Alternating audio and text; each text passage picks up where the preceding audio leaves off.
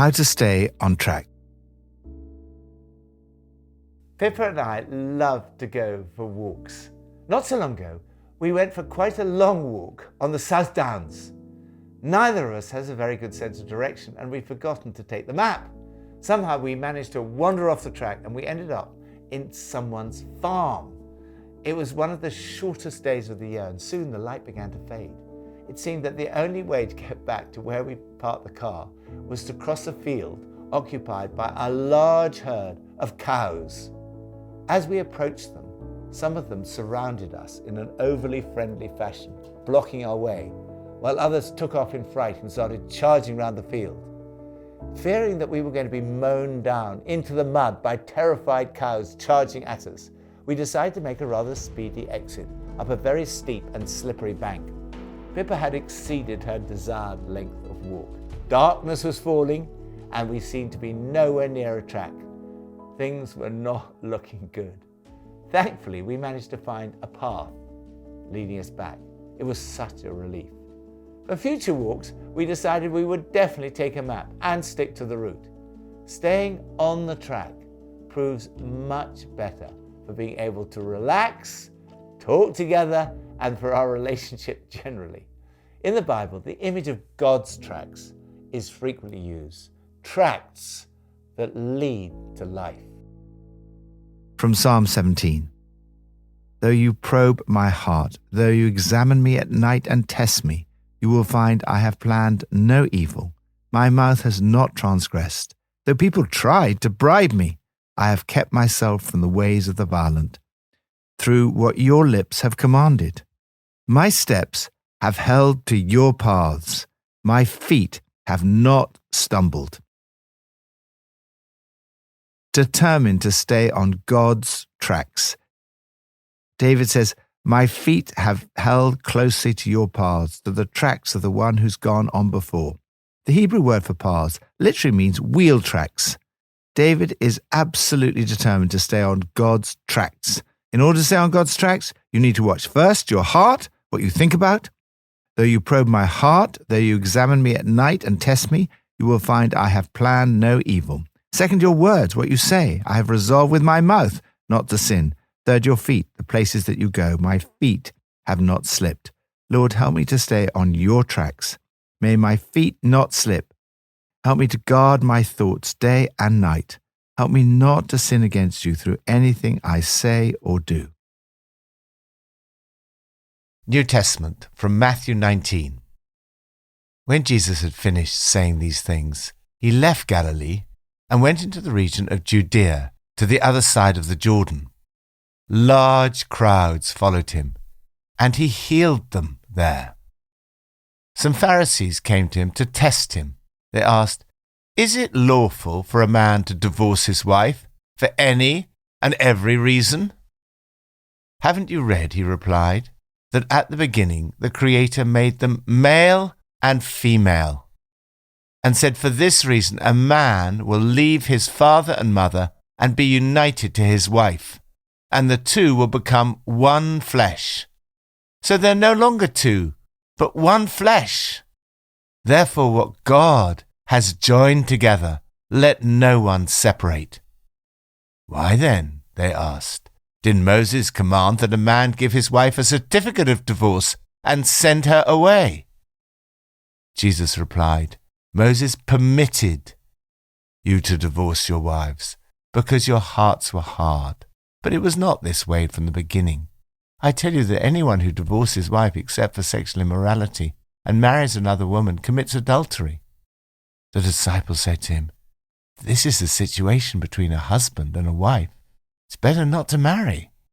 Jesus replied, "Not everyone can accept this word, but only those to whom it has been given. For there are eunuchs who are born that way, and there are eunuchs who've been made eunuchs by others. And there are those who choose to live like eunuchs for the sake of the kingdom of heaven. The one who can accept this should accept it."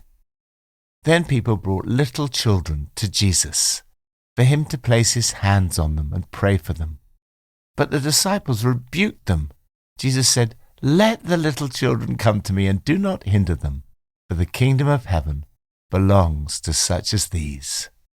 When he'd placed his hands on them, he went on from there.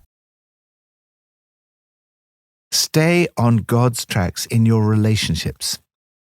Jesus' teaching on relationships is of vital importance for your own life and for society. In this passage, he sets out God's tracks for family life. First, the importance of marriage. The Pharisees asked Jesus about divorce, but he replies by speaking about marriage. He goes back to the creation account. Jesus quotes from Genesis 2:24, stating, "For this reason a man will leave his father and mother and be united to his wife, and the two will become one flesh." This verse from Genesis is seen as the blueprint verse for marriage, not only in the Old Testament and by Paul, but also by Jesus himself. Marriage involves the public act of leaving, making a lifelong commitment to your partner that takes priority even over your parental relationships. It involves being united with one's partner. The Hebrew word means literally glued together, not just physically and biologically, but emotionally, psychologically, socially, and spiritually. This is the Christian context of the one flesh union. The biblical doctrine of marriage is the most exciting and positive one that exists. It's also the most romantic view. It sets before us God's perfect plan. Second, concession of divorce. The Pharisees persist with their questions about divorce. They speak of Moses' command.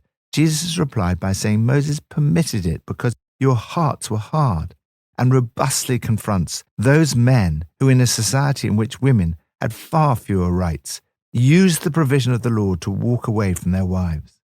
Moses' provision for divorce reminds us of God's grace and compassion in situations where we fall short of his ideals. But Jesus is saying that divorce is never ideal.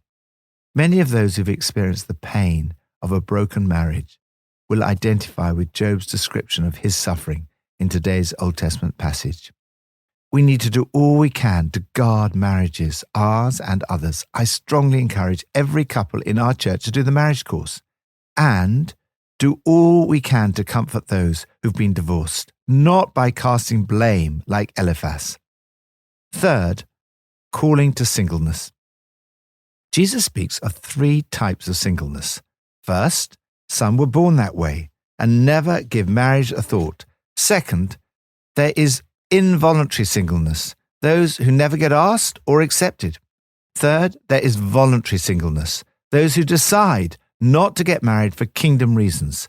Singleness can be temporary or permanent, but it is never regarded in the New Testament as second best. Both marriage and singleness are high callings, and according to the New Testament, there are advantages and disadvantages to both. Fourth, priority of children.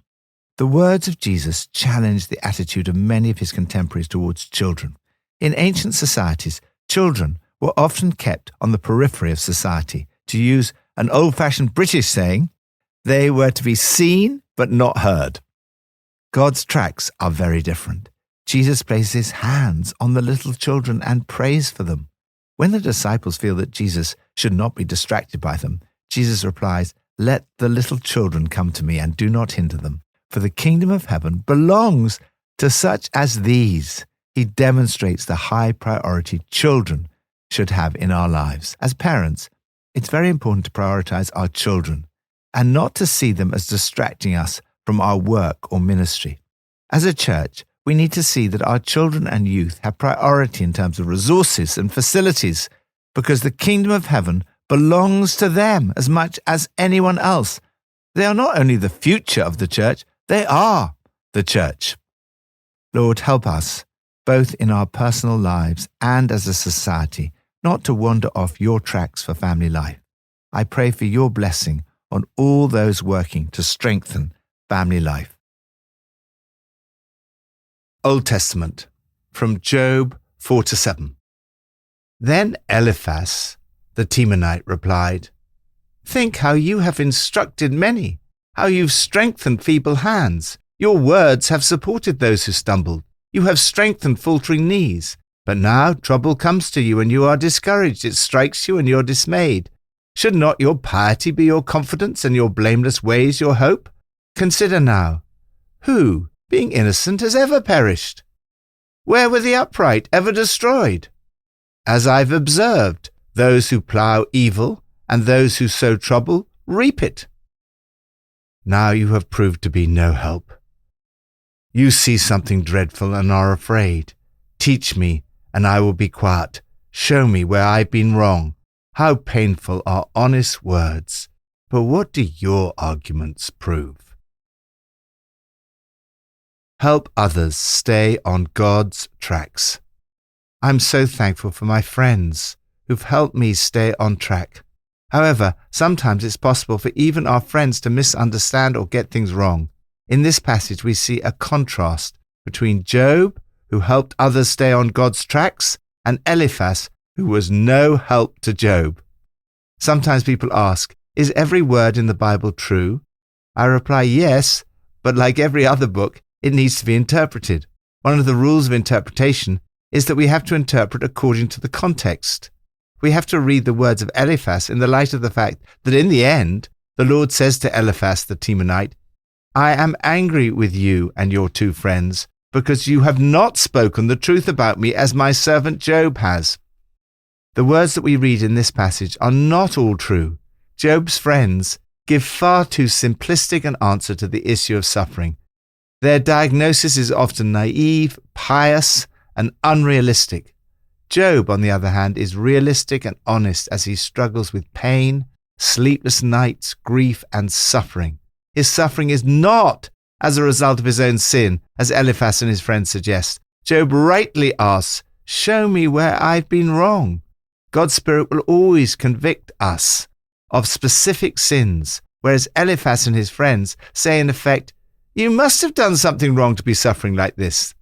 Those who are suffering have not necessarily caused their suffering by their own sin. If we have, then God will show us the specific sin. Eliphaz and his friends give advice that it's a mixture of truth and falsehood, and their words need to be interpreted as such. One thing Eliphaz says that is probably true is that Job was a man who helped many stay on God's tracks. Think how you have instructed many, how you've strengthened feeble hands. Your words have supported those who stumbled. You have strengthened faltering knees. Your task is not just to stay on track yourself, but like Job, to help others as well by your actions and by your words. Lord, thank you for all my friends who help me stay on track. Help me to be a genuine comfort to those who are suffering, to support those who stumble, and strengthen those with faltering knees. Help us all to help each other to stay on your tracks. Pippa adds, I'm impressed by the psalmist saying, my mouth has not transgressed. It means being careful about all your words. What we say when we're off duty still really matters.